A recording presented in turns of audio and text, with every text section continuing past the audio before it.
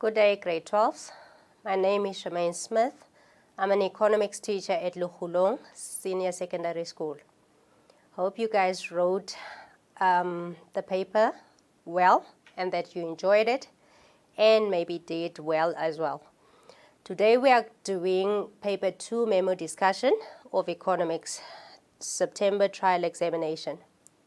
Right, now let's quickly look at just the basics of this paper.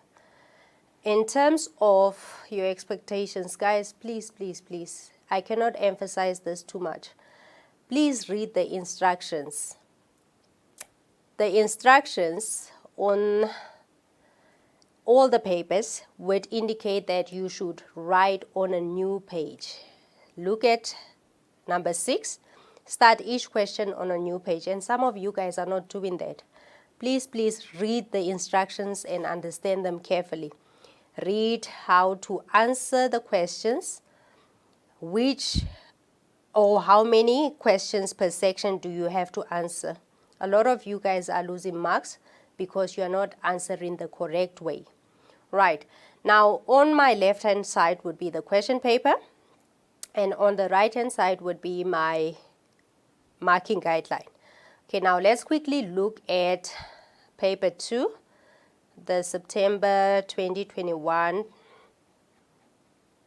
trial exams. All right, question 1, section A. Question 1 is compulsory, where you have to answer all the questions under this question.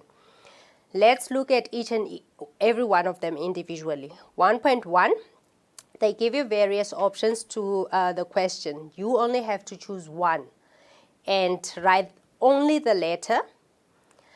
But because some of us tend to write the words or the description as well, then for the marking guideline, it would be advisable just to check on both the correct letter and the correct answer.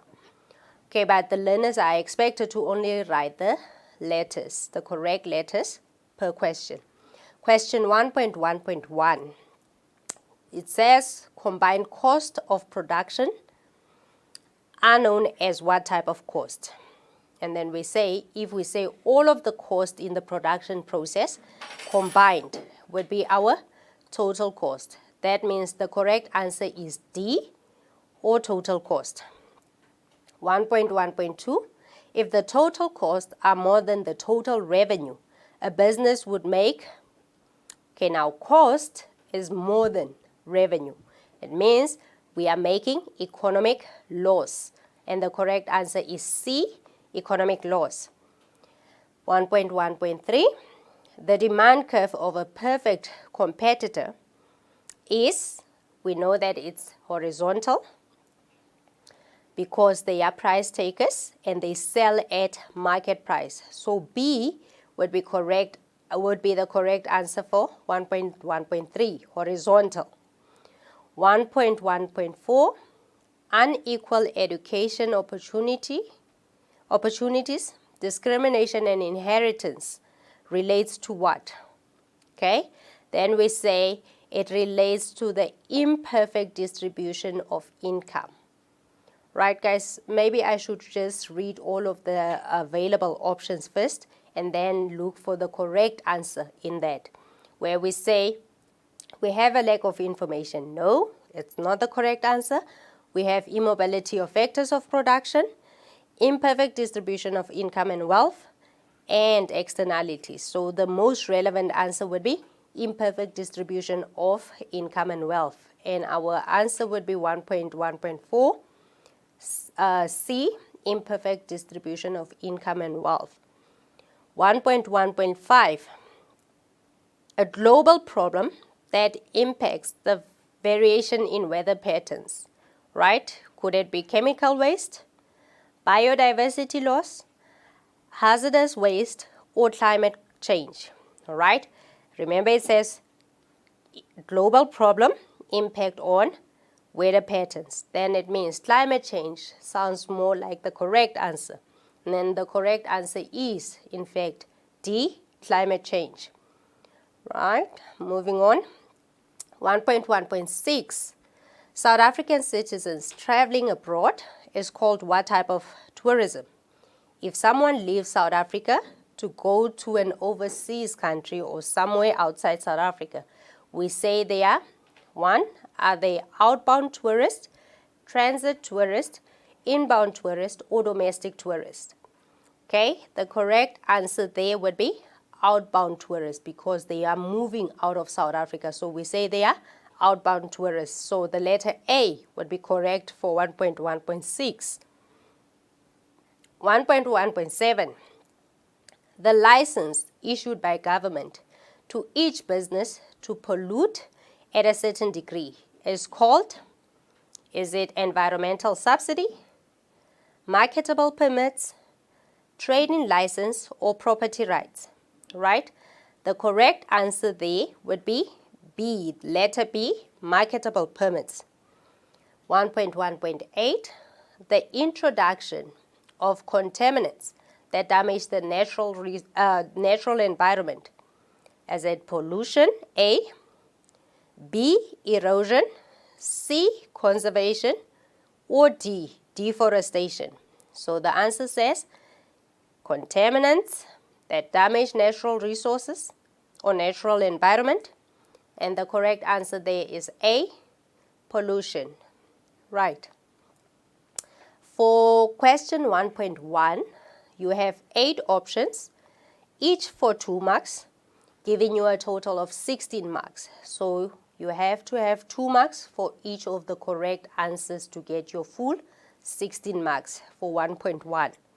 Okay, 1.2 is a match column item where you match column A, description or term, with, column A term with column B description, right? Look at all the available options and try to match them correctly. Okay, 1.2.1, an oligopoly. Who are the oligopolists? Right, and then the options given, we look at them in column B. A market structure where only a few large sellers operate. That is your oligopoly. So the correct letter there would be G, where we say a market structure with only a few sellers would be called our oligopoly. And then Competition Commission, 1.2.2. Competition Commission, we say that their job is to investigate restrictive business practices and the abuse of dominance in position, right? So the correct letter for 1.2.2 would be H. It investigates restrictive business practices and the abuse of dominant positions, right? And then 1.2.3, non-rivalry.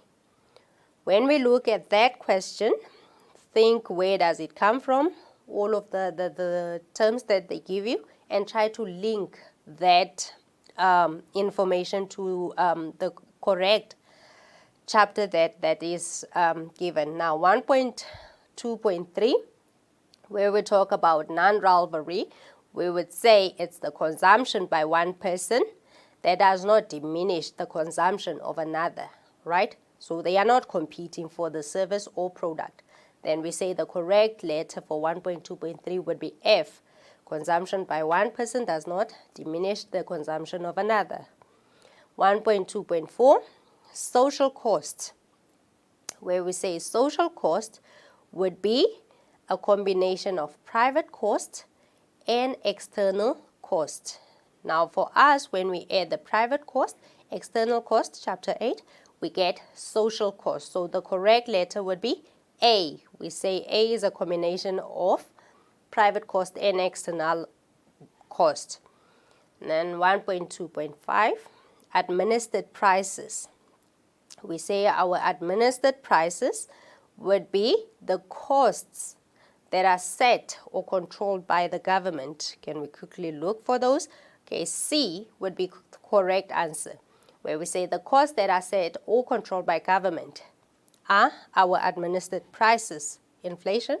Okay, ecotourism, 1.2.6. When we look at tourism, which one would be our ecotourism?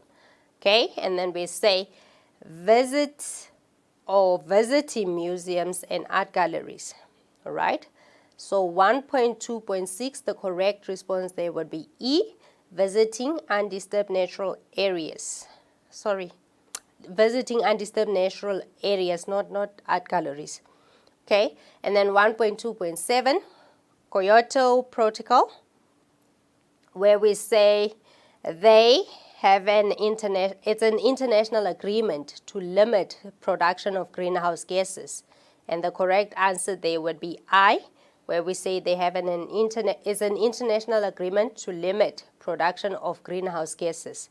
So we try to limit anything that would damage the environment, and that was the agreement that was reached back then. And then 1.2.8, cultural tourism, we say it's when people now are visiting museums and art galleries, and the correct answer there would be D, visiting of museums and art galleries. For your 1.2 match items, you have 8 questions, each one for 1 mark, and the total of that question would be 8 marks, right? You give 1 mark for each correct response. Okay, moving on to 1.3. 1.3 says give 1 term for each of the following descriptions. Write only the term next to the number.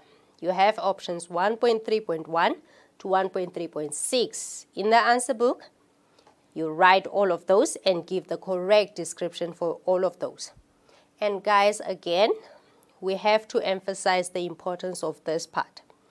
Do not write abbreviations, examples, or acronyms. All of them will not be accepted. Write out in full. Do not write in abbreviations or acronyms or give examples. Okay, 1.3.1, the question says, or the description says, the cost that remain the same even if the output changes. Now, try to highlight keywords that can lead you to the answer. Firstly, we say cost that remain the same even when output changes. So I would say look at cost even when output changes.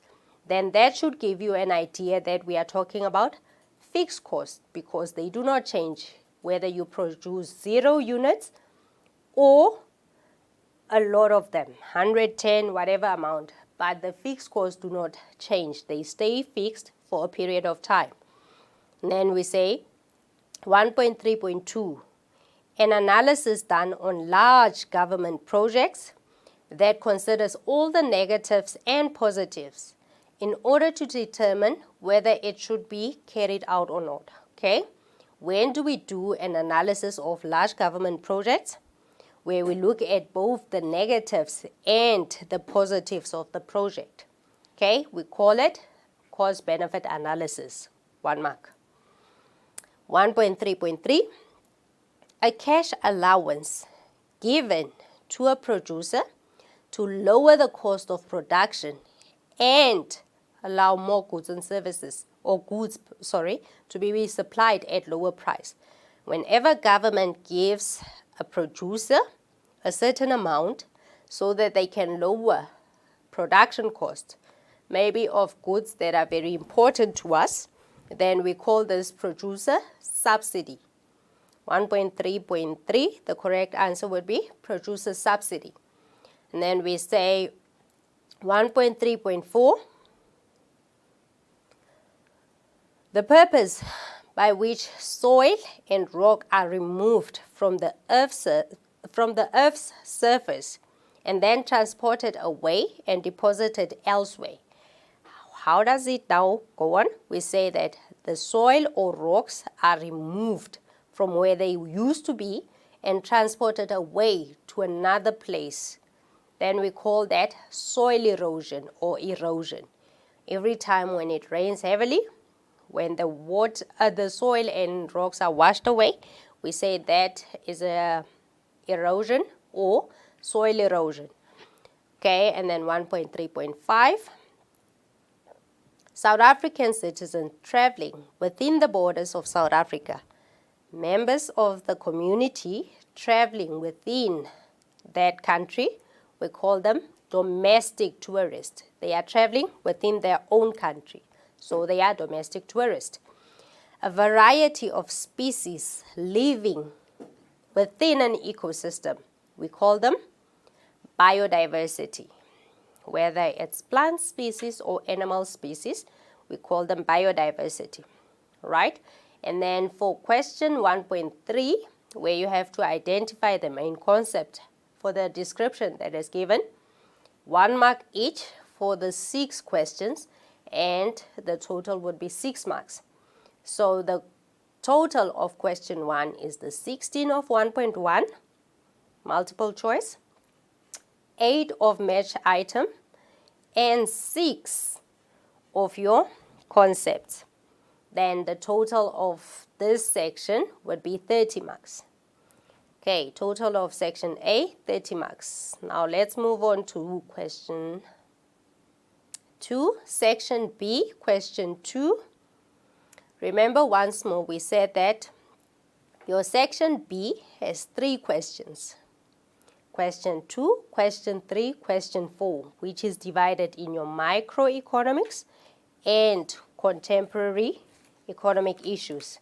Now, question 2 focus only on microeconomics. It's for 40 marks, and guys, you are advised to also stick to the time limit per question. Otherwise, you will not be able to finish within those 2 hours. Right, let's look at question 2. Section B, question 2, we say answer any 2 of the 3 questions in this section in your answer book. Question 2.1, answer the following questions. Right, question 2.1 has 2 sub-questions. Name any 2 examples of transfer income to the poor. 2.1.1, give any example, any 2 examples of transfer income to the poor. Right, you have a lot of options here. We have child support grant. We can also have disability grant, unemployment benefits, or any form of transfer payments or income. Any 2 for 1 mark each. Then the total for question 2.1.1 would be 2 marks. Question 2.1.2. This is now a higher order type of question where you have to give full sentence. Remember the first one said give any 2. It means you list only 2 things. And guys, try to write them 1 bullet under the other, all right, like this. Try to write them underneath each other and not next to each other, all right, just to avoid losing marks.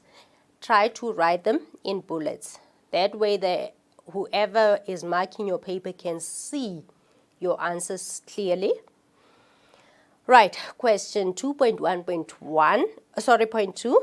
Why is electricity regarded as a variable cost? I know a lot of you tend to say that electricity is fixed or it's part of our fixed cost. But no, that would be incorrect. So why is electricity regarded as a variable cost? This one is now you give a full sentence for 2 marks, right? So we say electricity is a variable cost because it costs charges according to changes in output. Every time you produce, you would be charged a certain amount of your electricity, or you would need a certain amount of electricity. And as you increase your output, it means your electricity consumption would also increase with the level of output that you are producing. Therefore, that's what makes it a variable cost in a business. Right, moving on. Question 2.2. Question 2.2 is a data response question for 10 marks.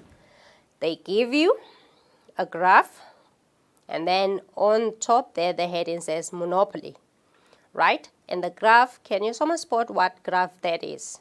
I hope you guys knew it. Which curve represents the demand curve in this graph, all right? Remember, you look at all your curves and try to remember which one represents our demand curve. Now, because it's a monopoly, the average revenue curve is the one that represents the demand curve. right? And then identify the profit maximization point, right?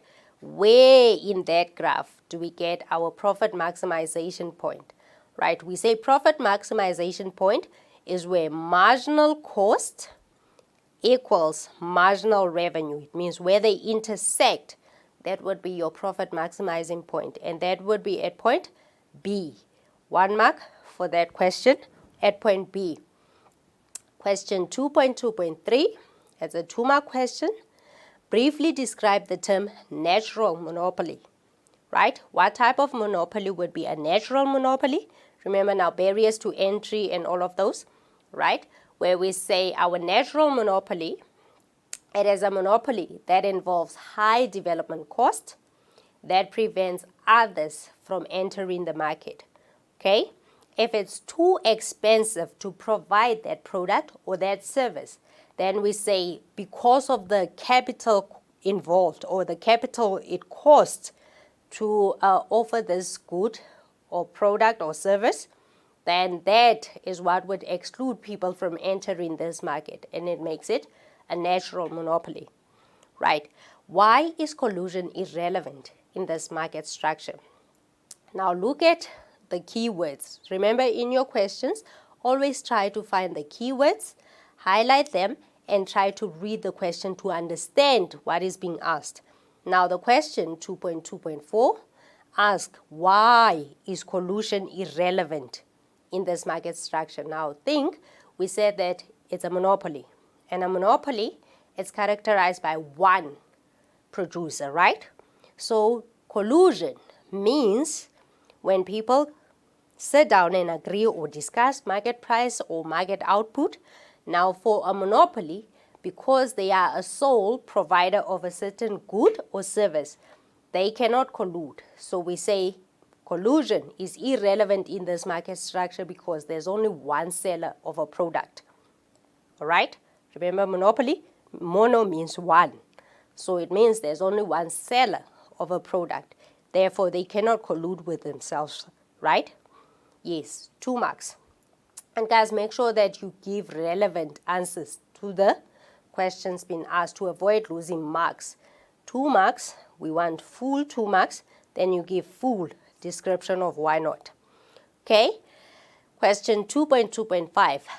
Calculate the profit or loss of this monopolist by showing all calculations. Calculate the profit or loss of this monopolist and show all calculations.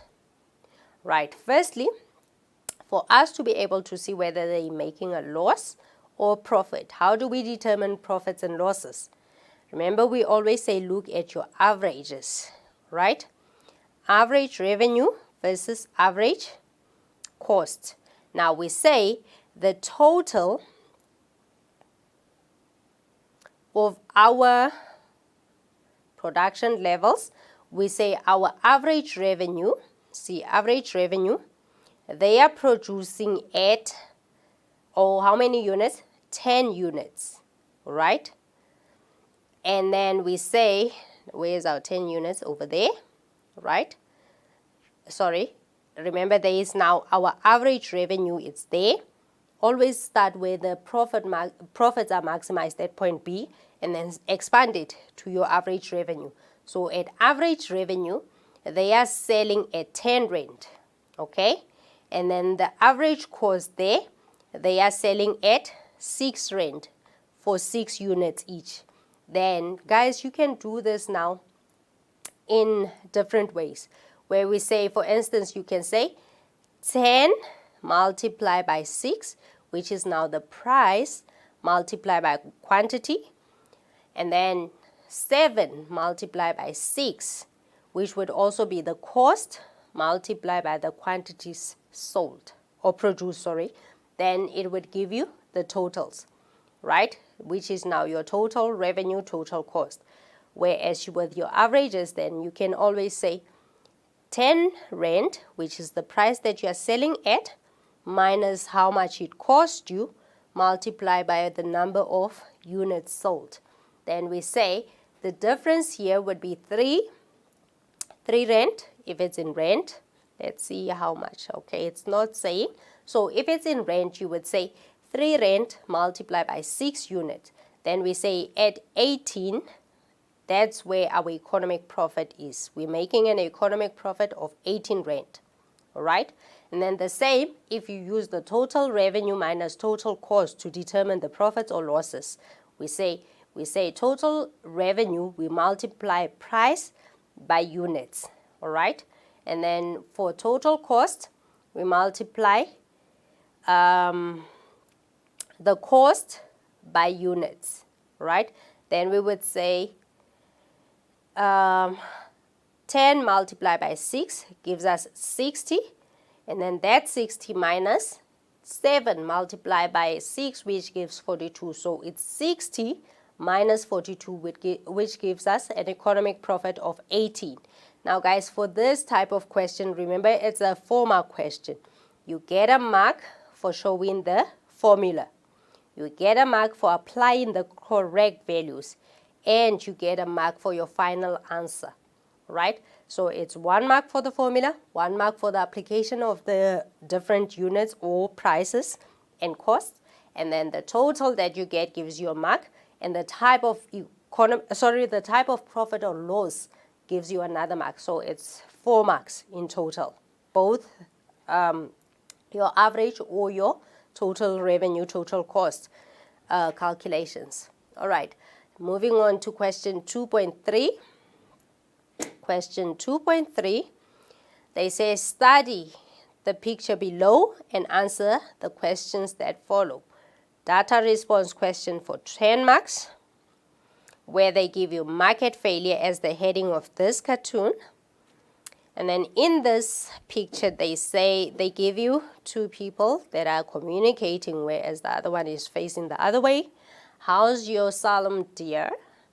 More like smoked solemn, answers the other one, right? Now name the cause of market failure that is illustrated in this picture.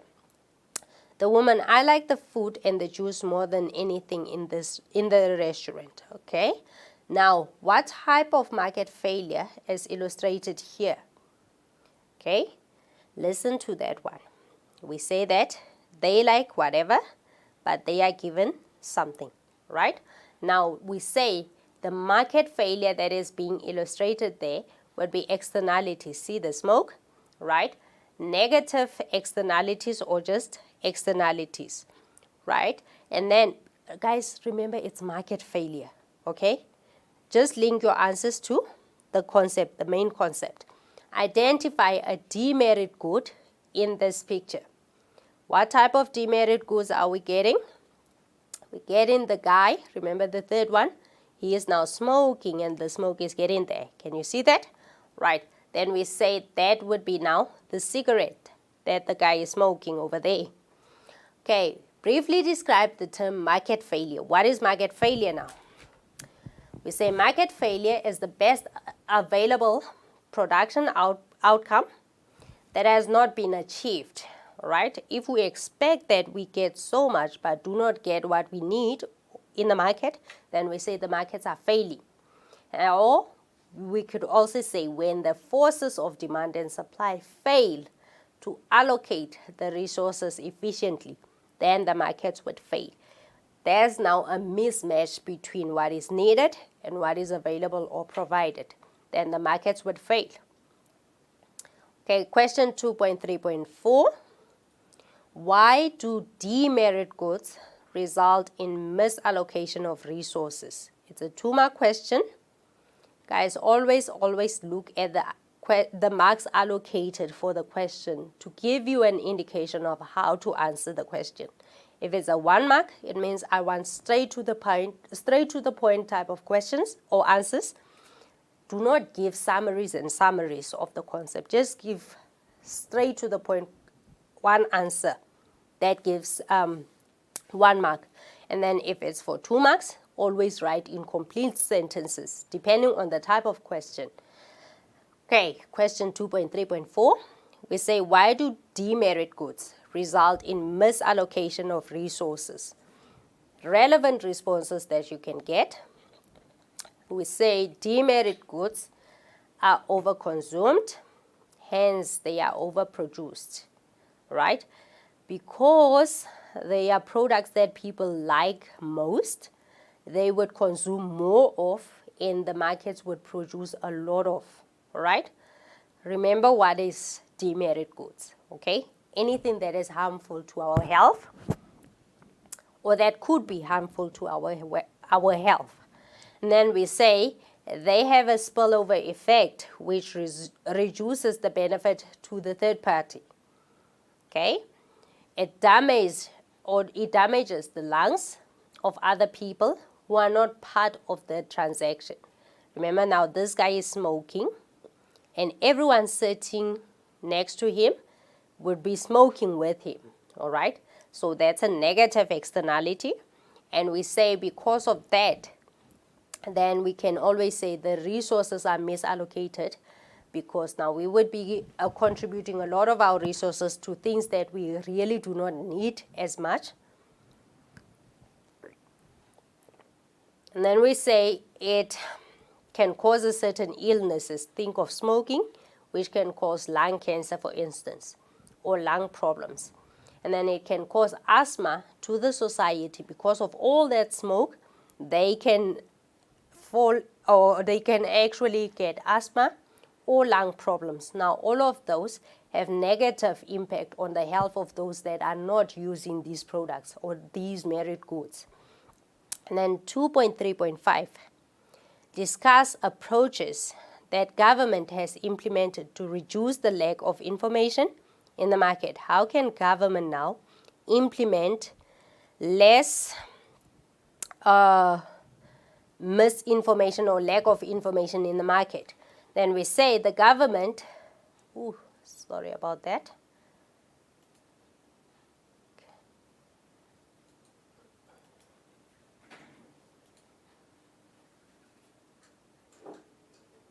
Okay, sorry, back to that. Oops. Okay. We say discuss the approaches that government has implemented to reduce lack of information in the market. The government can make businesses supply certain information on the packaging of the products that they are producing. Or the South African Bureau of Standards test and provide information about the quality of the products. Now, people would be aware of what they are consuming and everything that's in it. Or think, for instance, in terms of the cigarettes, on the packet there would be written not for 18 years, for anyone who's younger than 18, or it can cause illnesses or cancer or whatever. That information can be written on the product, where we say the businesses themselves can do that, or SABS can test the product to see if it's harmful or not, and then make the public aware of those. Okay, question 2.4. Question 2.4, differentiate between overt explicit collusion or tacit, which is implicit collusion. Okay, what is the difference between overt collusion and tacit collusion? That's now you give two concepts, 4 marks each, to get a total of 8 marks. All right, guys, be careful when you answer your 8-mark questions. They are actually not so difficult. Some of you guys do not answer them, but it's a lot of marks that you can get that is not so difficult to get. Now let's look at the responses for question 2.4. We say in terms of overt collusion, we say it's open and happens when oligopolies formally meet to decide on prices and production or production level. We say it also happens illegally sometimes, where we say overt collusion is a form of a cartel. That is an overt collusion agreement by which oligopolists work together to fix prices or to determine the market share through advertising strategies and product development. All right? And then a perfect example of that would be the OPEC companies, where we say they are an example of a cartel in the oligopolist market. And then Tacit collusion, we say that is hidden and unspoken collusion amongst oligopolies. It is when they or the oligopolies act together to determine the price and the output, but they do it in such a way that it is very difficult to prove that they have colluded. All right, they're doing it slyly. Where we say the price leadership is the most general form of tacit collusion, where it can either say, the price leadership is when one business in the industry makes price decisions on behalf of the whole group of the oligopolies that are operating in that market. And then everyone else would follow if it's something good. And then we say the price leader is normally the largest business in the industry, and everyone else would just follow because they seen the boss or the leader or the dominant business doing it. So they would just follow. And then we call all of that tacit collusion. Right, question 2.5. How do inefficiencies in market influence the economy? When there are inefficiencies, how do they influence our economy? Right, firstly guys, try to highlight or understand the concept in the questions. What are inefficiencies? If we say markets are inefficient, how are they operating or doing things? Okay, then we say in terms of costs, it means that a business does not produce goods at the lowest possible cost. Then they have productive inefficiency. And this means that there will be a shortage of goods for other consumers because they are not using all of their resources optimally. Then it means they would not produce enough. And then the consumers are also forced to pay more for goods, and they might not afford to buy goods that they need because now this company is inefficient or they did not produce using fewer wastage.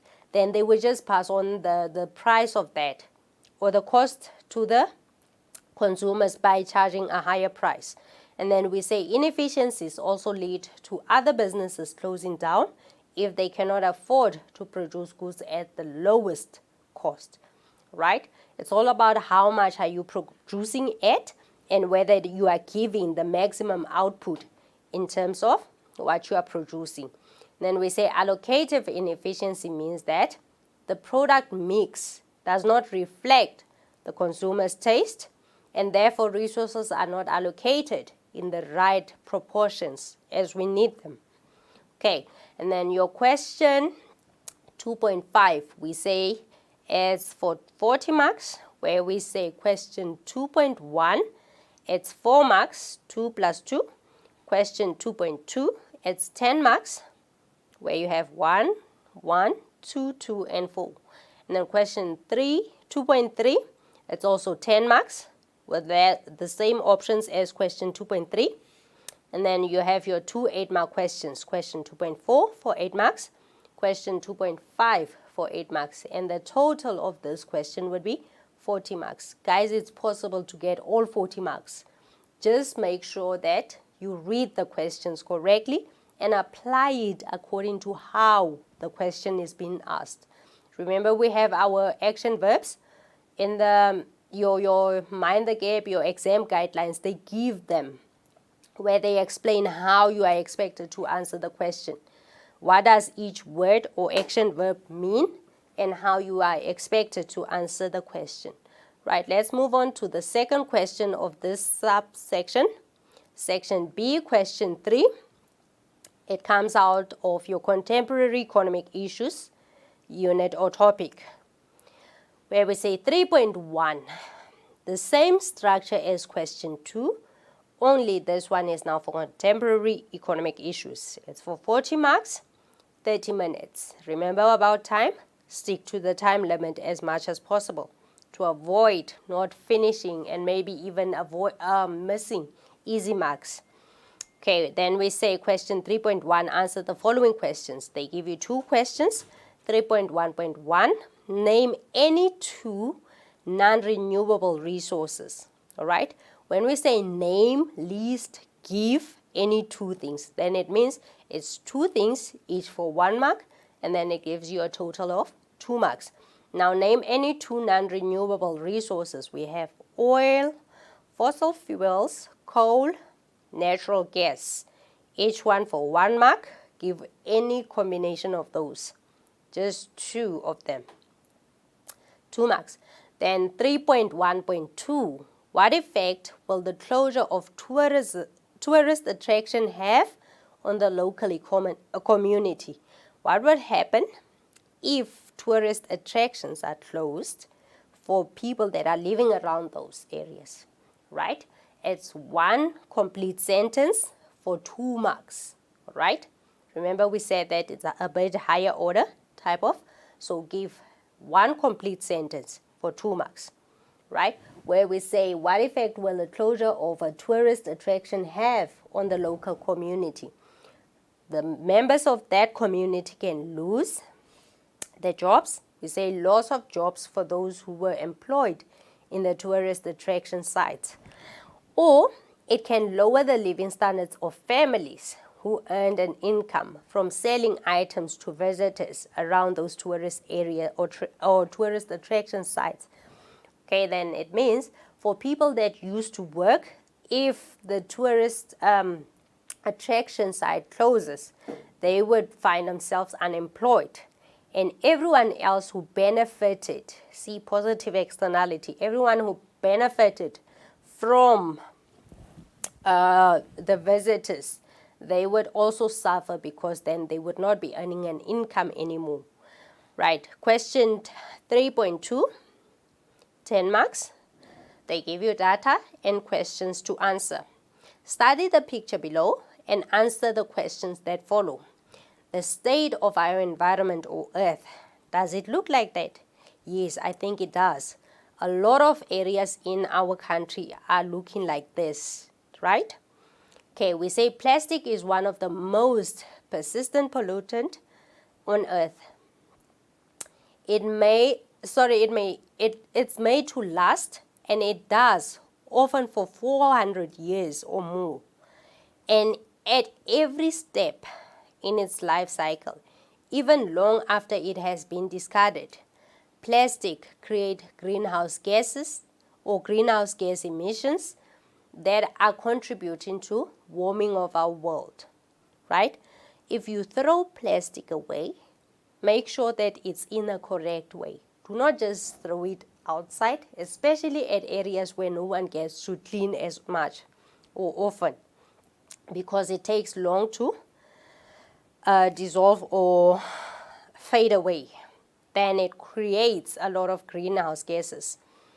Okay, 3.2.1, name 1 organization that campaigns for the sustainable use of the environment.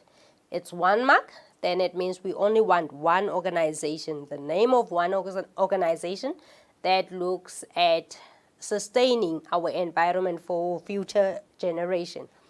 We have Collect a Can, where they would be asking people to recycle some of the cans they use after using them, or they can have ways to maybe go around, pick up cans, and then go and sell them to Collect a Can. Or Keep South Africa Beautiful. All of them can try to lower pollution around our areas by collecting the trash that we do not use or need anymore. Okay, and then the answer there can give you more options that are relevant. So we accept any other correct relevant response, but for 1 mark. All right, and then 3.2.2 says give a reason for the state discouraging the use of plastic bags. Why does government discourage the use of plastic bags? Right, and then the reasons could be because they want to avoid pollution.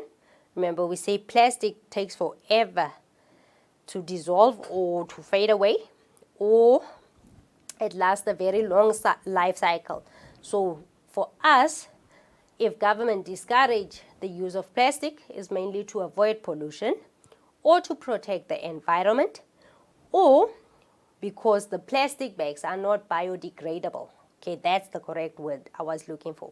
Plastic bags are not easily destroyed, or they are not biodegradable. So 1 mark, 1 answer or response for 1 mark.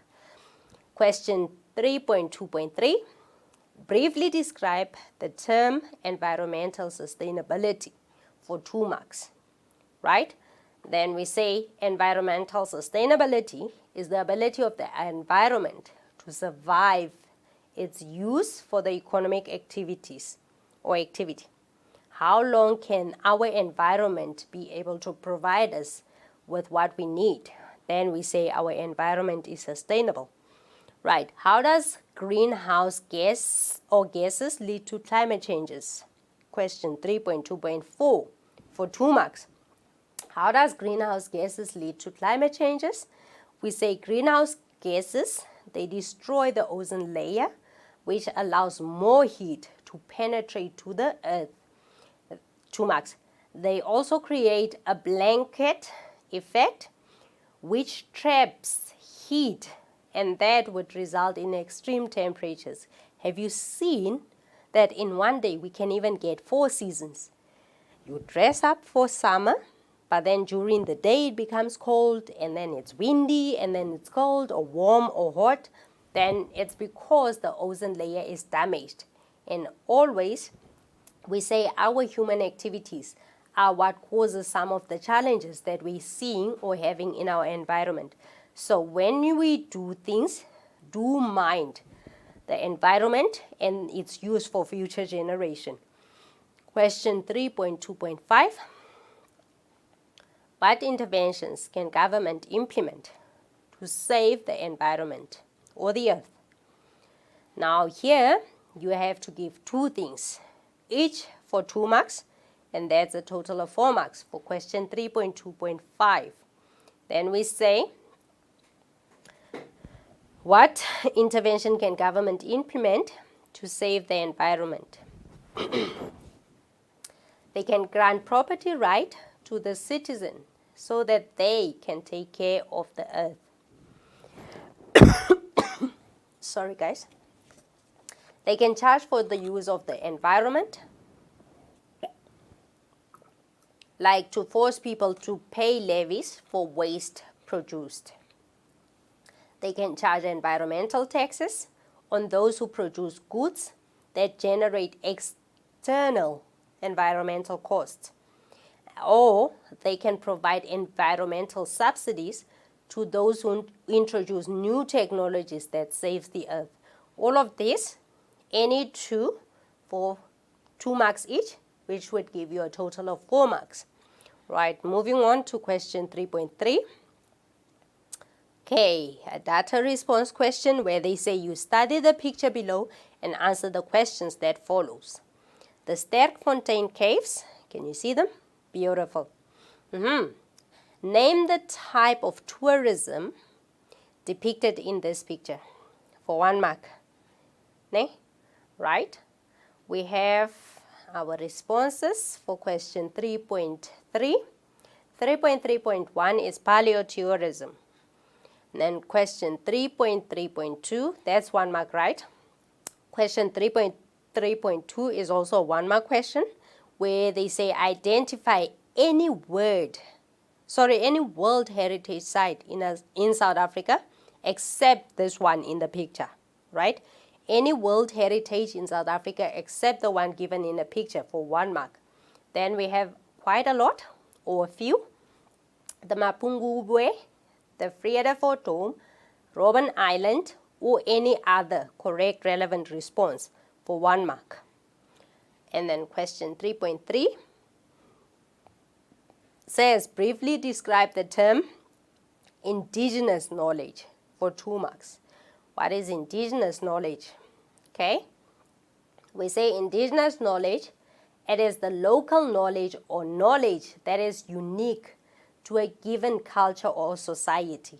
And usually it's passed on from one generation to the next, right? Usually I would say my grandmother had all sorts of remedies to help us when we are ill, and that knowledge is passed on from her children to us and to our children. That now we say would be indigenous knowledge from that family. But usually, all the communities have ways of doing things, their culture, their traditions, and that. And then if it's passed on from one generation to the next, then we say it's indigenous knowledge. It grows with us and it gets passed on. Right, question 3.3.4. Explain why there's an increase in growth of tourism or tourists in our country. Why is there an increased growth in tourism? For 2 marks. Question 3.4. It can be because of increased disposable income, that people are able to travel because they can afford it, right? Disposable income is money that is left after all the deductions that you can spend. So if that increases, it means people would have more to travel, right? Or less working hours so that we have more traveling time. When we work less hours in a given period, then it gives us a chance to travel. That is what creates an increase in growth for tourism, right? Or improved transport, communication facilities. If it's easier to travel, if it's easier to reach certain places, then we can always go travel or sightsee or visit those places. Accept any other correct relevant response for 2 marks. 1 complete sentence for 2 marks each. Right, and then question 3.3.5. How will World Heritage Sites benefit local communities? Okay, 3.3.5, it means it's 4-mark question. You give 2 statements, complete statements for 2 marks each.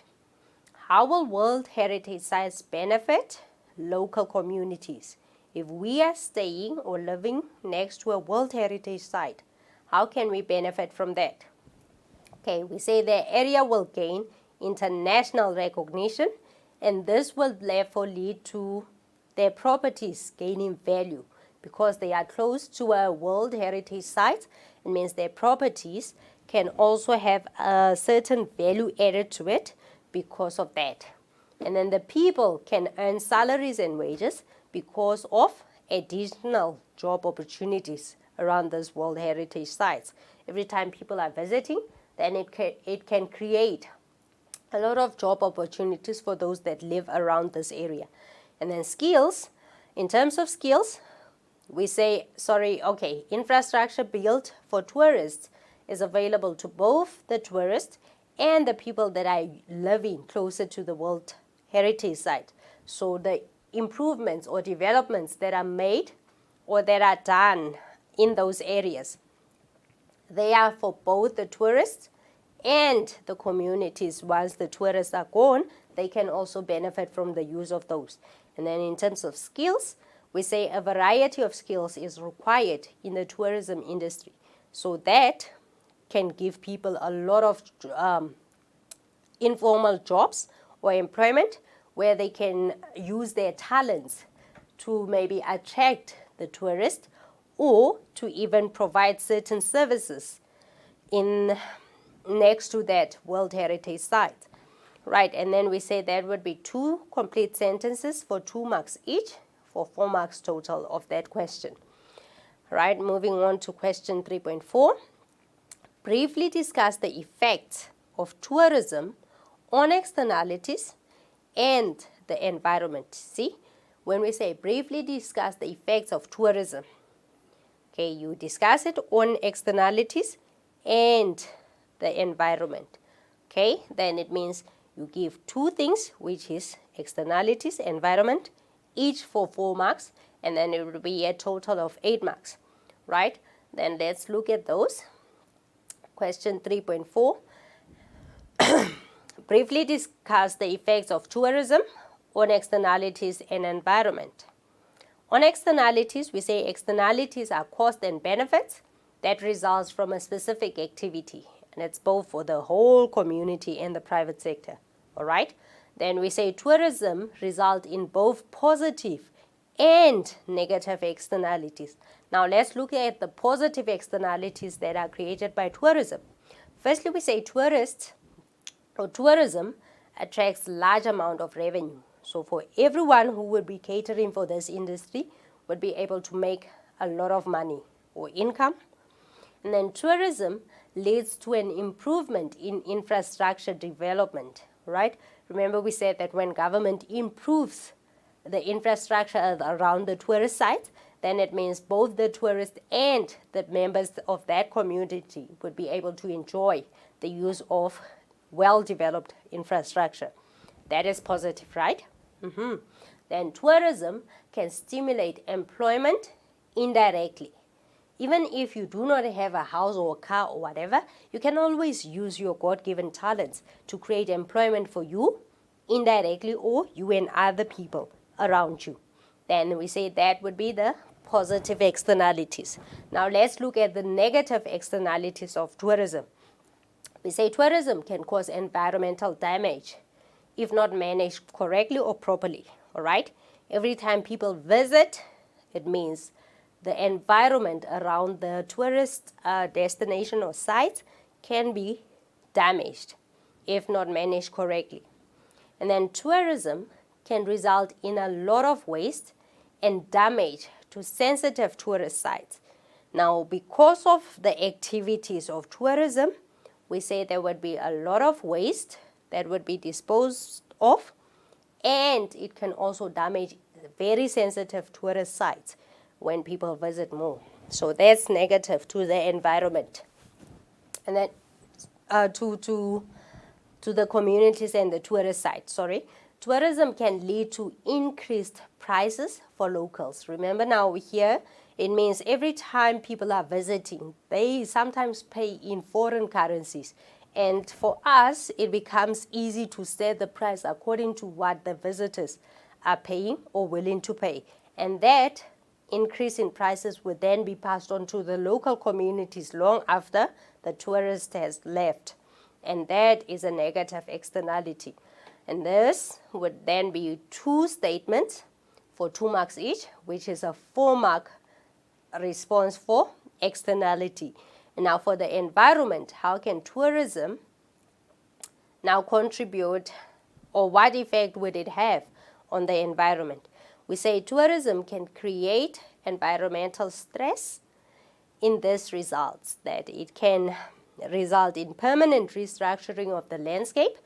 For instance, if there's construction work on highways, it means whatever areas that we are going to develop to cater for the tourist activities or tourism activities, then there would be permanent restructuring of that landscape. If it was an open land, then it means the highway that would be constructed to accommodate that would be there forever, all right? And then we would have lost that landscape. And then additional waste product, for instance, biochemical or sewage, and non-biological waste, litter, right? All of them would be caused by people visiting those areas, and we say they can damage the environment, all right? And then the direct environmental stress, for instance, the loss of wildlife species due to safari hunting. Every time we convert certain areas into tourist site or hunting sites, then we say that the wildlife, they could be lost forever because of all these activities that are done or they are taken on in terms of the environment. Then we say our environment would be damaged, or we would lose some of the wildlife that used to be there. And that would be 2 marks for 2 statements, and that would give us a 4-mark response for that part of the question. And those 2 combined would give you an 8-mark for question 3.4. Right, let's look at question 3.5. What impact will reduced petrol cost have on businesses? Right? How will a reduction in the cost of petrol impact the business? For 8 marks. Okay, guys, try to always find key concepts within the question, all right? And then try to answer accordingly. Now, 3.5, we need a more critical understanding of answering that question. 3.5, evaluate the impact of reduced petrol cost on the business. Now, we say if the cost of petrol is reduced, then the business will make more revenue and will be able to save more money in the financial institution. Why? Because it's no longer costing so much to buy fuel or petrol. Then for them, it's a saving or it's a reduction in production cost, and that would lead to more profits or revenue. And this can encourage businesses to expand and establish more businesses. Because it's now cheaper to transport things, it means a lot of businesses would be able to expand because of the saving in terms of the cost, or more new businesses would be attracted to start if they see the profits of the others. And then we can also say businesses will also be motivated to employ more people to keep up with an increase in production, because now it's cheaper to produce because of that reduction in petrol cost. Then it means production levels would increase, right? And then from that increased production level, a lot of people would be able to get employment. Then we say more people would be employed as the business is producing more. And then businesses will be able to pay their laborers more money, and this would uplift their standards of living, all right?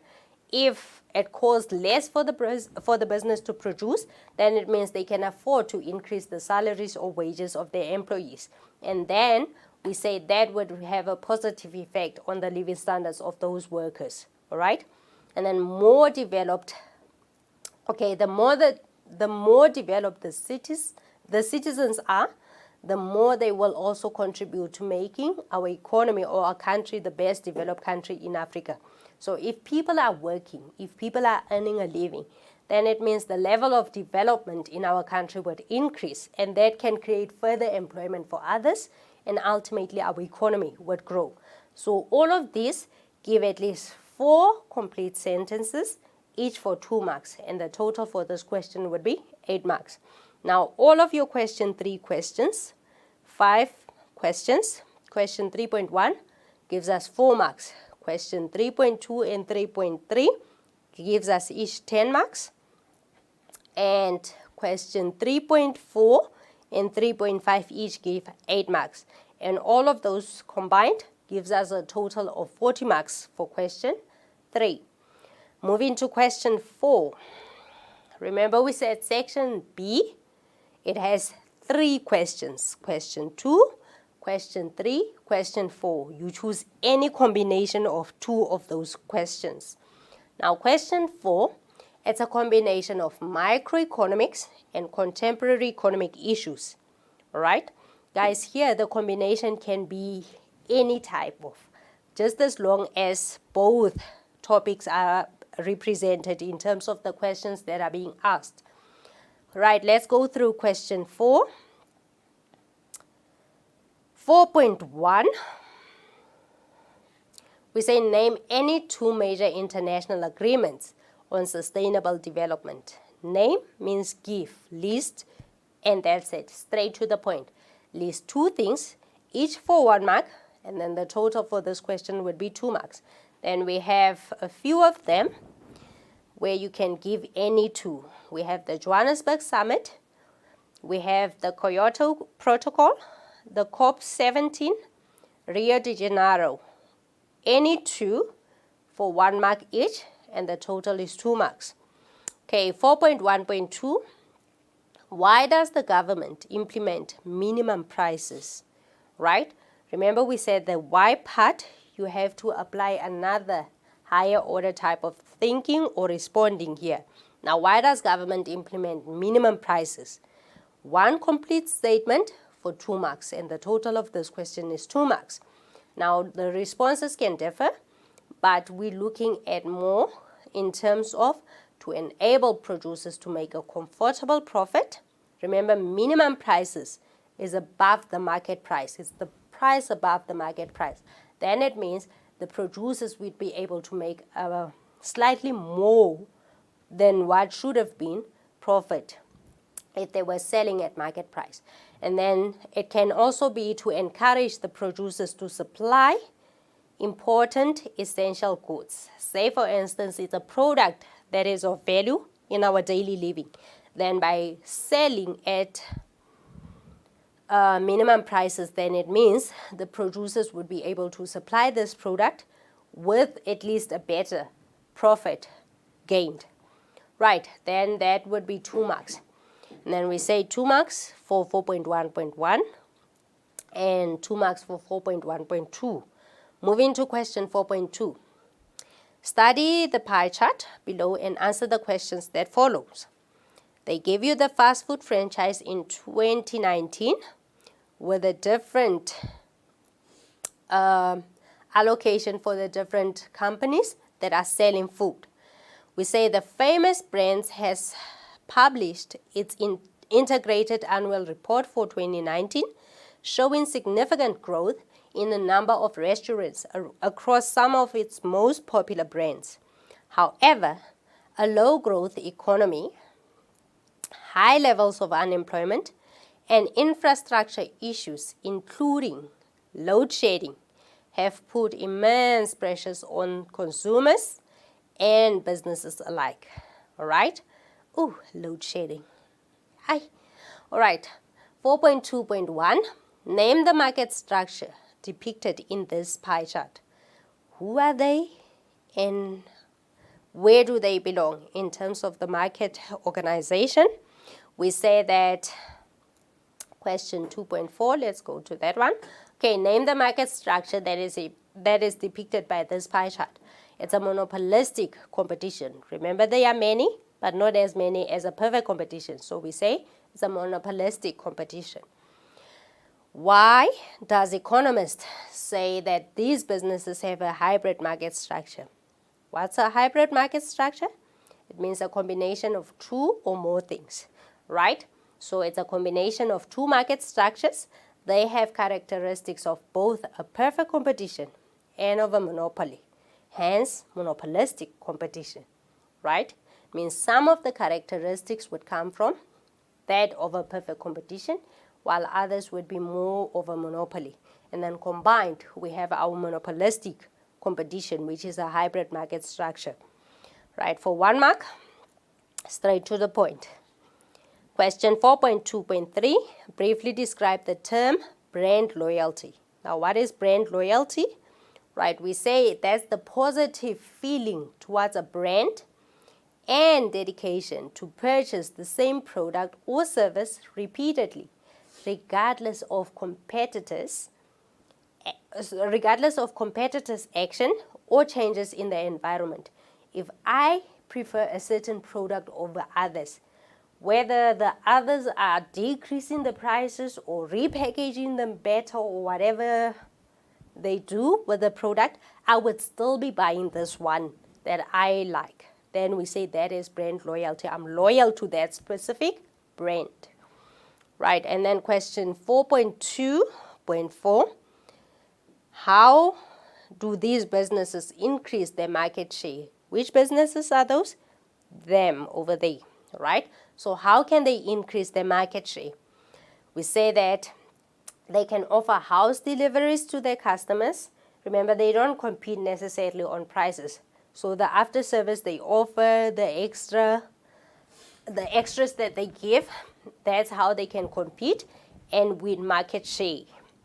So they can offer house deliveries to their customers, or they can also offer loyalty rewards to their customers. Buy so many units and then you will get so many points that you can convert to something else.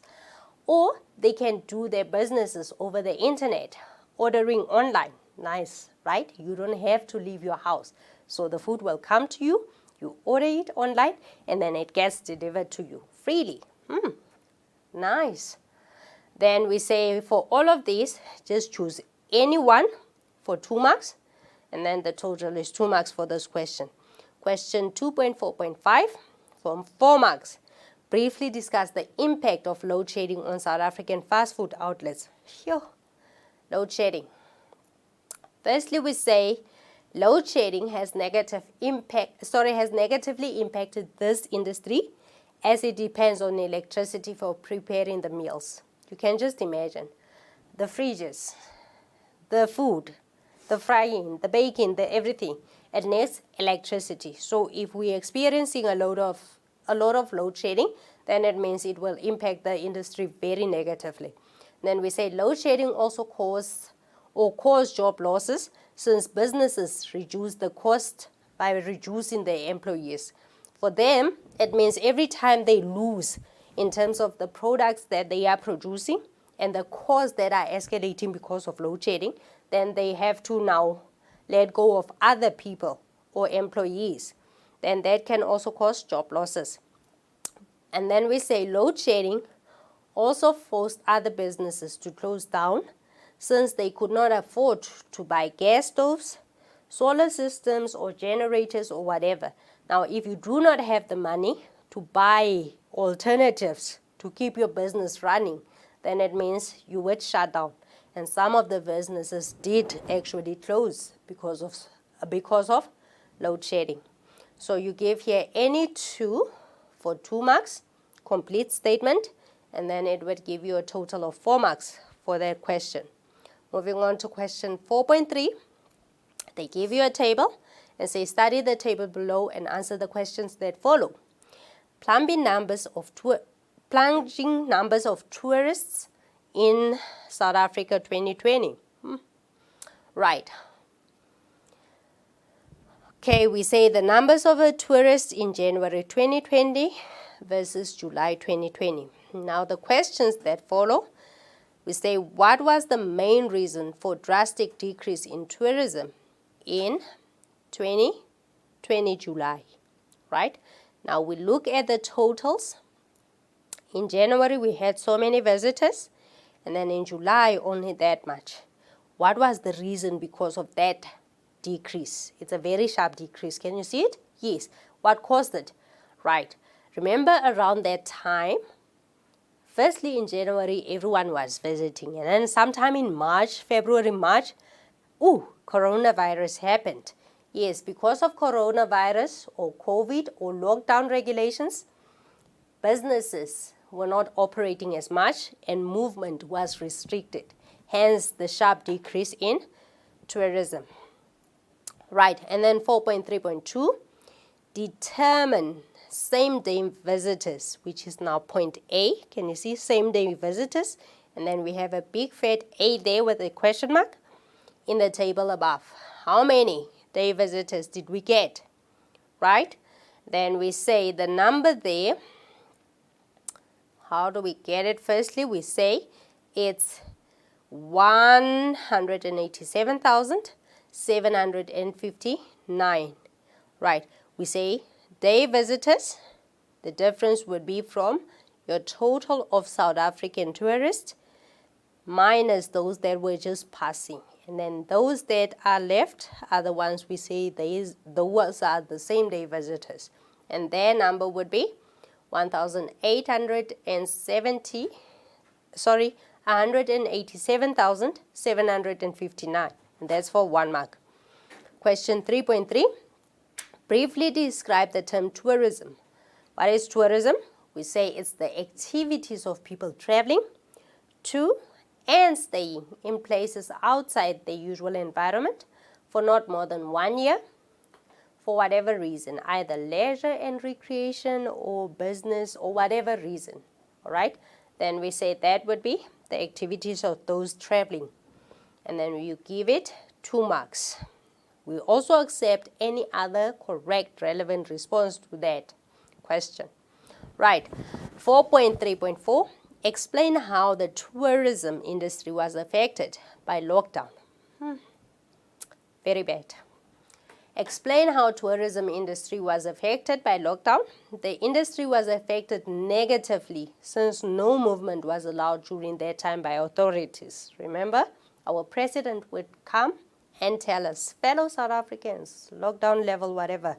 Then because of those restrictions, a lot of people lost their businesses in the tourism industry. So we say the tourism industry was affected negatively. And then the industry had to cut jobs due to lockdown. Remember, some of them, they depend on the daily activities. Now, if people are not coming to support the businesses, it would be pointless to keep your employees because money is not flowing in. So jobs were lost. And then we say businesses linked to the tourism, for instance, your hotels, your laundromats, had to close down and businesses had no revenue because of all the tourist activities that stopped. Businesses had to close down. And then other businesses that were open were forced to limit the number of occupants to allow for social distancing. Now, if you are used to serving so many people, then you had to limit the numbers to accommodate the regulations of lockdown, social distancing, and then it means fewer people would have to be coming to your business, and that created a lot of revenue challenges for most businesses. Right, moving on to question 4.4. With the aid of a graph, explain the king demand curve of an oligopolist for 8 marks. Right, with the aid of a graph, it means give a graph and then explain the graph. Which graph? The king demand curve. Right, let's go to question 4.4. Oh, guys, sorry, I did not do 4.3.5. Let's do question 3.5 first.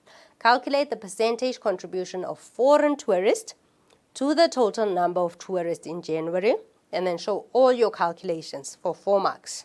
All right? We want to know how many tourists came to our country in January 2020 as a total of all those that visited our country during that period. Then you say total tourist was 2,842,869 over the total of tourists. Those are the foreign tourists only, right? And then over the total number of tourists that visited South Africa in January of 3,874,890. That divided by the total, multiply by 100, gave us a 73%. So meaning 73% of the total number of tourists that visited, 73% of them were foreign tourists. Right, then you give a mark for the number of the total foreign tourists and the number of total tourists that visited our country during that period over 100 over 1. And that gives us 73%, 4 marks. Right, can you see where your marks are allocated? Right, 4 marks. And then question 4.4 then. With the aid of the graph, it means you give the graph and then the mark grid for the graph. We say firstly you give labeling, correct labeling of the axis. You give it 1 mark. The axis, your y-axis, your x-axis, labeling them gives you a mark. Correct labeling on the axis gives you 1 mark. It means on the axis, on the y-axis, those 2. On the x-axis, those 2. It gives you 1 mark. And then the correct labeling and positioning of the king demand curve. It means that point. Correct drawing of it and labeling of it gives you 2 marks. Remember, it's a demand curve, right? But it's kinked.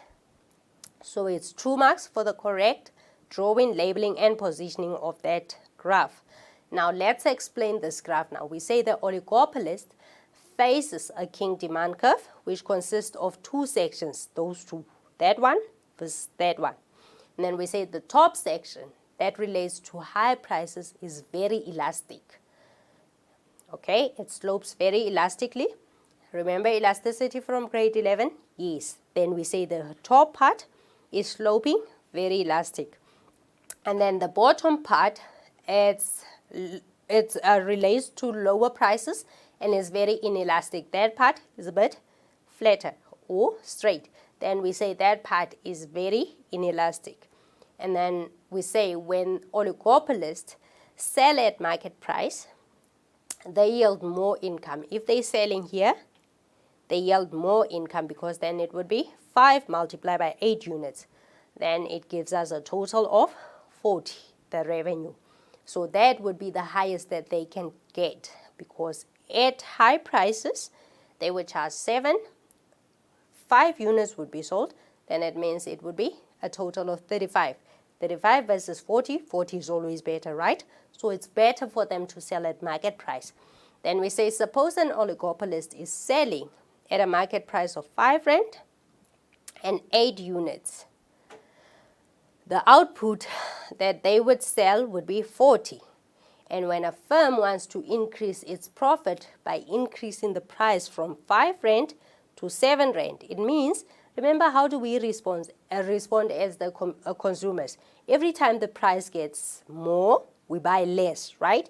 The price increases from 5 rand to 7 rand, then it means fewer of us will be able to afford it, and then the demand would decrease. So at 7 rand, they would only be selling 5 units, and they would make a total revenue of 35, which decreased from 40 to 35 rand. So it's better to sell at the market price instead of at an increased price, because you end up losing profit anyway.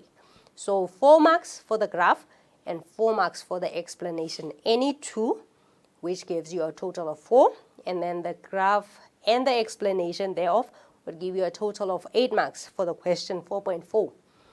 Question 4.5.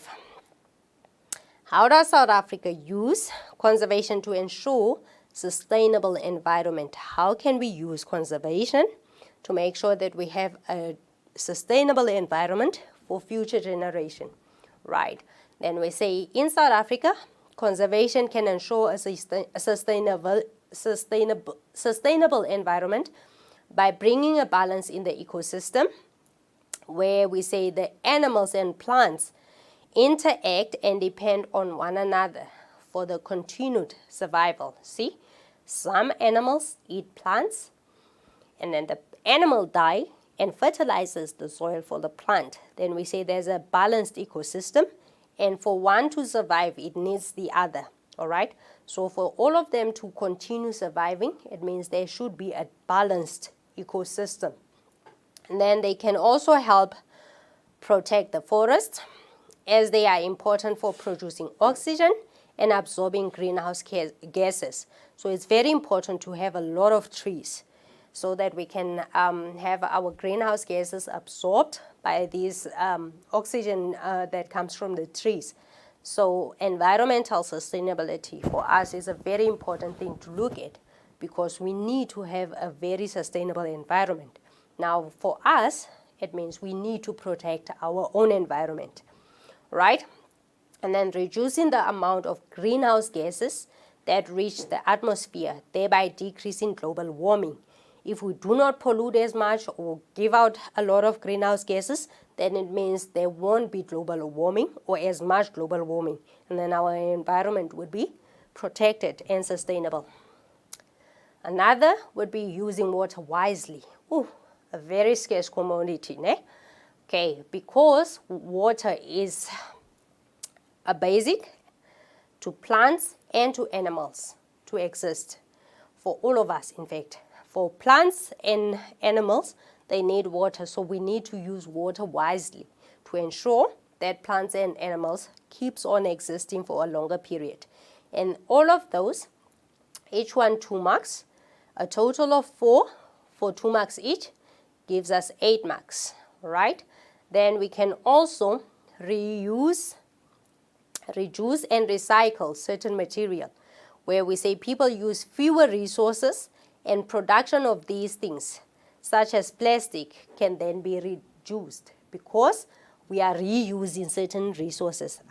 I love my coffee bottles. I use it for storage of other things. And that means I don't have to buy things to store my things in.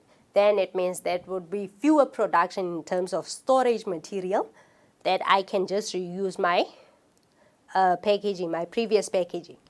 And then policies help to conserve renewable stocks. For instance, trees and non-renewable stocks, such as your fossil fuel, right? Then we can just have policies that make sure that we have our non-renewable stocks intact, and that they discouraged some of them that damages all of those. And we can also have, for instance, setting quotas for fishing by government to stop people from catching large quantities that they exceed the growth of fish population. Okay, government can also limit the number of fish that people can fish in one given period, mainly to give the fish a chance to reproduce themselves so that they do not face extinction. Right, and all of those, I said, give 4 statements, each for 2 marks, and the total for question 4.5 would be 8 marks. Now, all of them combined gives you 40 marks. Question 4.1, 4 marks. 4.2, 4.3, both 10 marks. And 4.4, 4.5, 8 marks. And total for question 4 is 40 marks. Now, remember we said section B, 2 questions, each for 40 marks. And then the total for section B would be 80 marks. Right, guys. Let's move on to our section C. Okay, section C. Firstly, let's look at the structure of the questions in section C. Your essay question. It is subdivided into 4 parts. The introduction for 2 marks, where we advise you to give at least a definition of the main concept. Whatever the question is asking about, define that concept. Or, after defining that, whatever that you put in your definition or your introduction should not be a part of the main body part. So do not include any part of the question in your introduction. Do not repeat any part of the introduction in the body. And then avoid saying in the introduction what you are going to discuss in the body. All right? Whatever that you have in your introductions is limited to that 2 marks. So do not repeat it. Do not include it in your body part. Then our body part, which is now divided into the main part and the additional part. The main body part we say is for 26 marks and the additional is for 10 marks. In the main part is where you discuss in details the concept that is given. Either an in-depth discussion, examine, critically discuss, analyze, compare, evaluate, distinction, differentiate, or explain the concept that is given for 26 marks. And the additional part, you give your own opinion, critical discussion, evaluation, critical evaluation. You draw a graph and explain it. You use the graph given and explain that. Complete the given graph for certain marks or 10 marks. Calculate, deduce, compare, explain, distinguish, interpret, briefly debate, how, suggest for 10 marks. That would be your additional part. And then the last part of this would be the conclusion. For 2 marks, you give a higher order conclusion, which should include a brief summary of what has been discussed without repeating any facts that are already mentioned in the main body part or the body part to say. And then any opinion or value judgment on the facts discussed would also be a good conclusion. Or you can give additional support information to strengthen the discussion or the analysis. Or you can also give a contradictory viewpoint with motivation. If you said so, but you think otherwise, then that would also be a good conclusion for 2 marks. Or you can always give recommendations depending on the concept that is being asked. And all of these combined give you a total of 40 marks for your section C questions, right? Section C has 2 questions. One from micro and the other from contemporary economic issues. Right, guys, let's see if we can do just a summary of both. Firstly, question 5. Explain with the aid of correctly labeled or well-labeled graph the short-run equilibrium position in a perfect market. Now, the question asks now for the equilibrium points in the short run for the perfect market. Guys, the perfect market can make economic profit, economic loss, or normal profit in the short run. All right? So we expect that in this question, you show all three profit and loss positions or equilibriums. Right, in the introduction, we say a perfect competition occurs in a market structure with a large number of participants who have access to all required information about the marketplace and are all price takers. Price competition in the long run, perfect competition in the long run, where only the variable factors of production, in the short run, guys. Perfect competition in the short run, where only the variable factors of production can change, while at least one fixed cost, and makes economic profit, normal profit, or economic loss. Now let's see the graphs that represent these profits and loss. The first one, we say it's our economic profit. Now the economic profit, guys, when we measure our economic profit or losses, we use our average revenue and our average cost to determine the profit or the loss. Now in this case, we say our average revenue at the price of 50 Rand that we are selling is more than the average cost, where we say we're producing at 40 Rand and selling at 50 Rand, 10 units. And that gives us a profit. The difference there would be 10 multiplied by 10. It means there's a profit. Then that profit we call the economic profit, and it's measured in terms of the shaded area. Now, how do we mark the graph? You get a mark for correctly labeling and drawing the cost curves. Those two combined, they give you 1 mark. But you do not just get 1 mark. You get 1 mark for correct drawing and labeling of those graphs. And then we get correct labeling of revenue curves, 1 mark. Both average revenue and marginal revenue, 1 mark. So you have to put both there, all right? And then the correct indication of profit maximization point. Where do we maximize profits? Where marginal revenue equals marginal cost, and that would be at that point. So it's 1 mark. And then the correct indication of the profit area, which is now this square, it's not a square, it's a rectangle, right? This shaded area, correct labeling thereof or indication thereof would give you 1 mark. And then we say a total of 4 marks is obtained for this graph. And then the explanation, you have to explain whatever is on the graph. Now guys, please pay careful attention. Whatever that you give, the extra information in terms of your labeling of the graph should be the same as in your discussion, where we say given a market price of P1 there, which is at 50, profit is maximized where marginal revenue equals marginal cost equals to that price level, all right?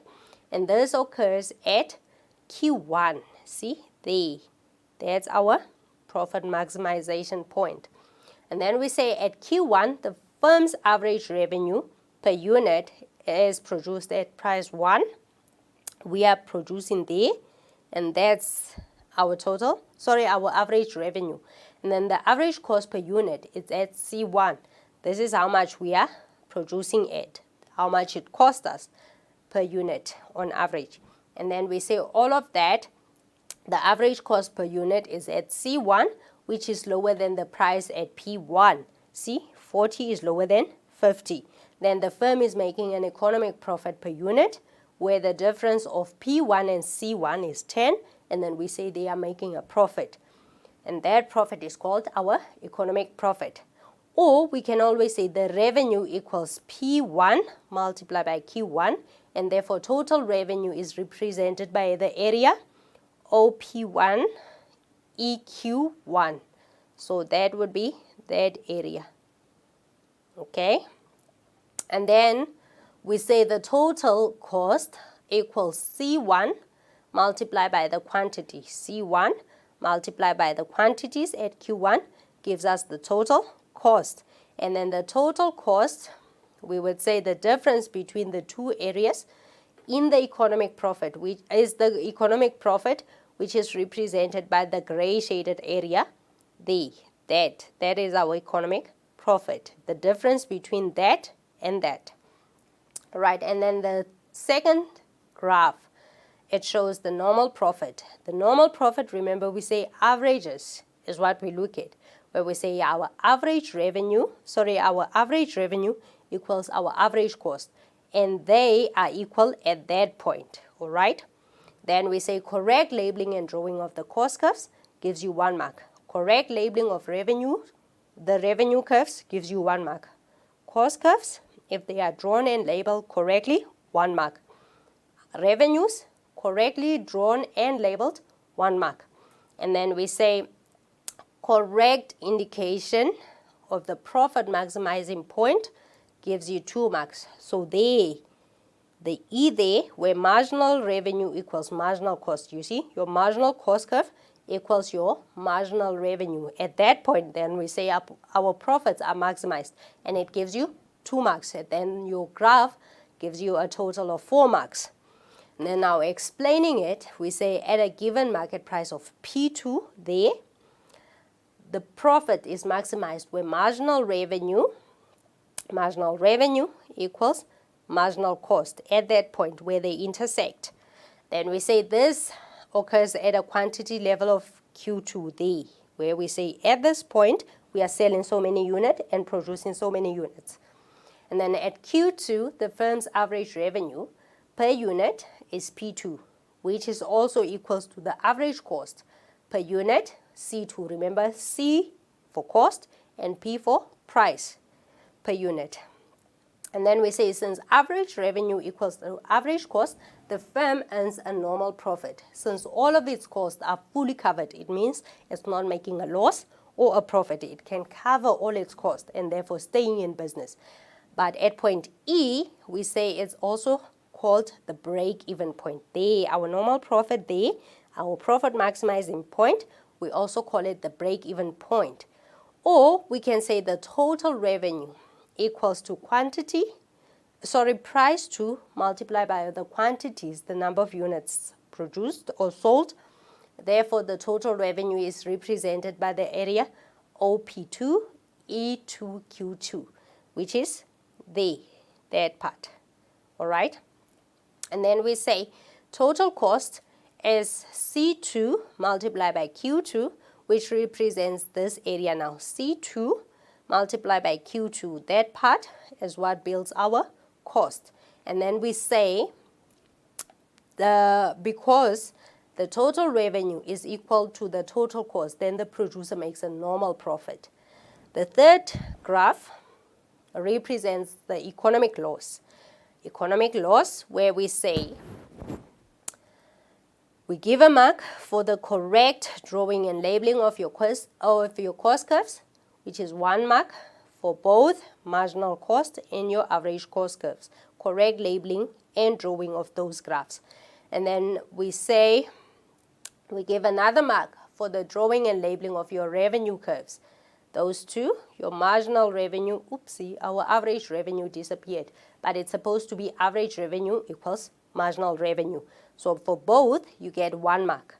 And then you get a mark for loss minimizing point or profit maximizing point. Guys, this one is either loss minimizing or profit maximizing point, 1 mark. And that's at E3, where marginal revenue equals marginal cost, at that point, right? And then we'll also give a mark for correct indication of the area that represents our economic loss. 1 mark for that area, which is our economic loss.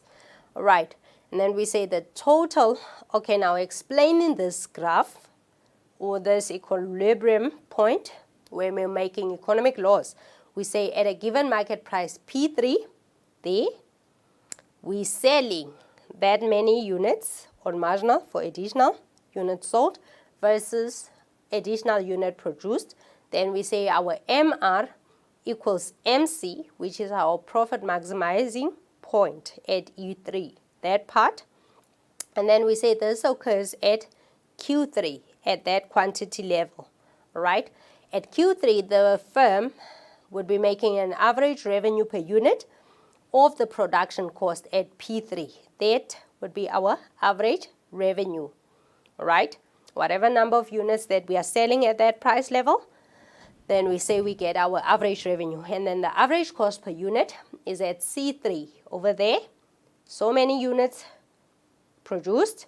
And then we say the average cost per unit is at C3, which is higher than the price. You see, the price is there and then the cost is up there. So the difference would be a loss because we're selling at a lower price than what we produced at.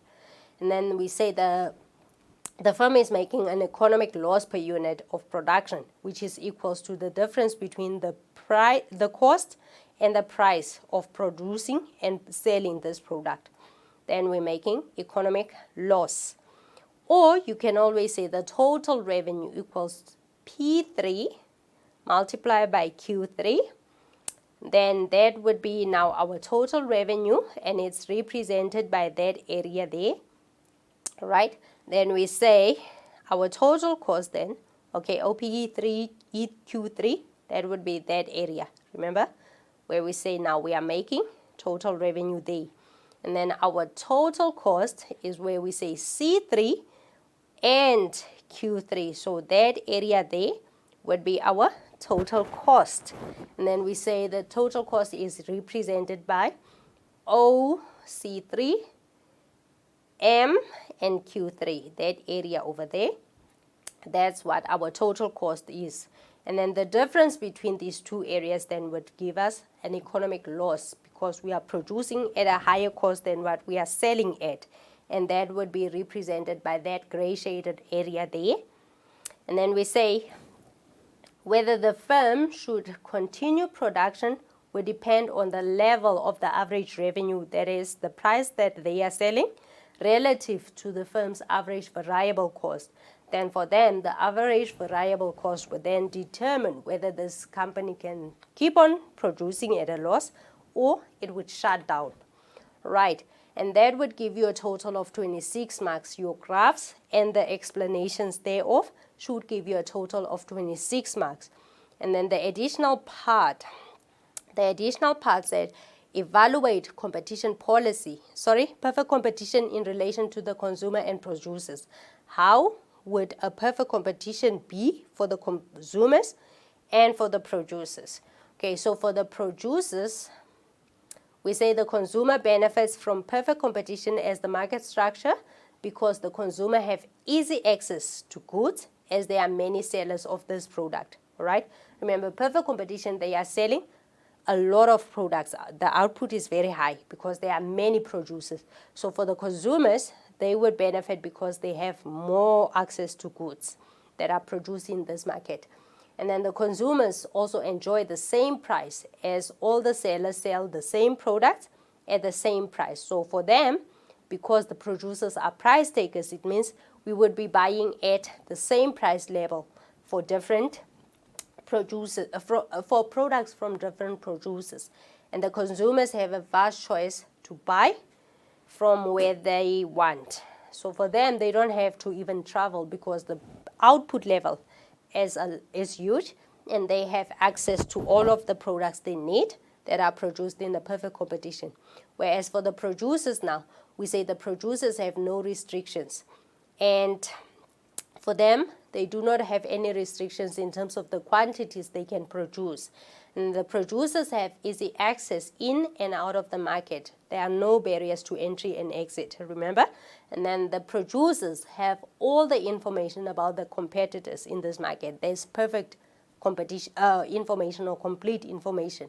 Now here, we can accept any other relevant responses or explanation, but the total for that part would be 10 marks, and then we get our conclusion.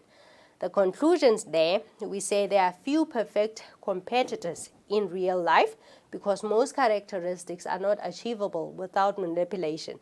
So that is what makes the perfect competition a bit difficult to achieve because not all the market conditions can really fit correctly into that perfect competition requirements. And then question 6. It's about inflation.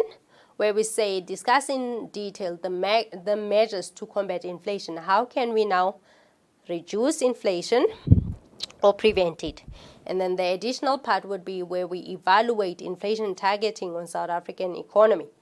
Right, first introduction, we say inflation. Remember, always define the main concept, and the main concept here is inflation.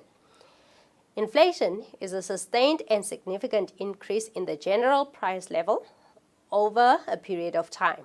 And then we say policymakers can use various policies to measure, to fight inflation. Policy measures to fight inflation when it gets too high. When prices are too high or the inflation is outside the target or close to the end range, then they can use certain policies to reduce that. All right. Firstly, we have the monetary policy and the fiscal policy and other measures they can use. Now let's look at the monetary policy. We say the monetary policy including the monetary measures include steps that the monetary authority in South Africa takes to curb inflation. The South African Reserve Bank is mainly responsible for the implementation of this policy, where they can use the interest rates. For instance, we say the South African Reserve Bank, they can increase the repo rate to banks to reduce the availability of credit from banks. All right, by increasing the repo rate, it means the banks would loan less money from the Reserve Bank. And to increase the interest rates, which makes it more expensive to borrow money, but at the same time encourages savings. If the interest rate is very high, then I would rather save my money instead of taking out loans, and therefore I would benefit from the interest that I get from my savings instead of now paying a higher interest on my loan. And then they can also decrease the money supply by means of open market transactions through selling government bonds, which means that it would limit the available funds from the banks to make loans. And then they can also increase the cash reserve requirements to reduce the money available for lending to customers. And they can also introduce exchange and credit control to also limit the credit activities or borrowing from customers. And then the Reserve Bank can apply moral pressures on the financial institutions to be more careful when granting credit. So they should not just give out loans. And then the second one, they can use the fiscal policy, where we say in terms of the fiscal policy, the fiscal measures would include the steps of the finance minister as a representative of government that he would take to curb inflation. And these measures are aimed at discouraging consumers to demand further in the market. Now, how can we demand less? Using the fiscal policy, the government, an increase in the direct taxation or personal income tax can help decrease demand. If my income tax is very high, then it means it will lower or decrease my disposable income. Therefore, I would demand less in the market. And an increase in indirect taxes, such as your VAT, can cause spending to decrease because goods then become more expensive. If the indirect taxes attached to the price of goods and services that we are buying is increased, then it means we would buy less of the things that we want in the market. Reducing government spending to reduce disposable income. So if government is spending less, it means we would have to spend on those things that government used to spend on our behalf, and that would reduce our disposable income. They can also implement measures to improve productivity, such as tax rebates to improve the supply position. Or the state can improve surcharges on imported goods, and this would increase the price of these goods that are imported, resulting in many people being unable to afford to buy these goods. All right, if we increase the charges on imported goods, then the money is just passed on to the end users or the consumers, discouraging them to buy further some of these goods. And then other measures that government can take would be they can be additional fiscal or monetary measures, or combination of both, where we say they include now the wage policy, implementing a wage restraint policy where government break the inflationary spiral of increased wages and prices by keeping the increase in wages below or at level of inflation. By not increasing the wages, then it means it would be kept at the level of inflation instead of more than what the inflation rate is at. Stricter conditions for consumer credits. The government can make it harder for consumers to get credit in order to restrict their spending. See, credit is now nice because you spend someone else's money. So if government restrict that, then it means people will demand less. And then they can also encourage personal savings. The government can implement measures to encourage savings by cutting taxes on savings, for instance. Have you guys ever heard of the tax-free savings? Yes, that would also encourage people to save more instead of spending their money, and that would reduce the pressures on inflation or price increase. And then they can also increase productivity through better teaching and training, all right? Then people would be more productive if they have the necessary skills. They can also reduce import control to make They can reduce import control to make imported goods cheaper. They can also implement the inflation targeting, where we say our inflation is targeted between 3 to 6%. So everything that can reduce our inflation within that range would also be beneficial to the economy. And then the additional part, we say that in terms of the evaluation of our inflation targeting on South African economy, we say inflation targeting is when a particular percentage is set as an acceptable level for an increase in general price level. The South African Revenue Reserve Bank's inflation target ranges from 3 to 6%. And then the aim of this inflation targeting policy is to achieve and maintain the price stability in our economy. Now, we have both positive and negative effects to this. The positive effects would be that the policy can help businesses to make economic plans without worrying about the effects of high inflation. So we can plan ahead because now there's no extremely high inflation, then it might even increase our business activities. Then we can say South Africa's price level has been fairly stable since the introduction of inflation targeting in 2000. Since then, it means the prices have been stable within that band of 3 to 6%. And then we say where demand is higher than supply, an increase in interest rate help to bring the demand down. Whatever measures that government take, they can always reduce the level of demand in the economy to avoid inflation increasing outside that 3 to 6%. And on the negative side, we say inflation targeting can cause reduction in economic growth because people are no longer buying as much, then it means our economy will be growing slower. And then the decreased economic growth can increase the level of unemployment because production is not happening as much since people are not demanding more. And then that can create an increase in unemployment. Guys, any other acceptable, relevant answers would also be correct or accepted. And then the total for your additional part would be 10 marks. And then lastly, the conclusion for Chapter 6, we say government needs to implement all strategies that work to keep inflation between the acceptable ranges of 3 to 6%. Whatever measures that government implements, it means it should be towards attaining that target of 3 to 6%. Therefore, we can accept any other correct, relevant responses in terms of the conclusion. And the conclusion then would be for 2 marks. Each of those questions, question 5 and question 6, is worth 40 marks. Now, combined with the 30 marks of question 1, section A, and the 80 marks from section B, from any of those two combinations that you choose, and the 40 marks from section C, then your paper 2 would be given a total of 150 marks.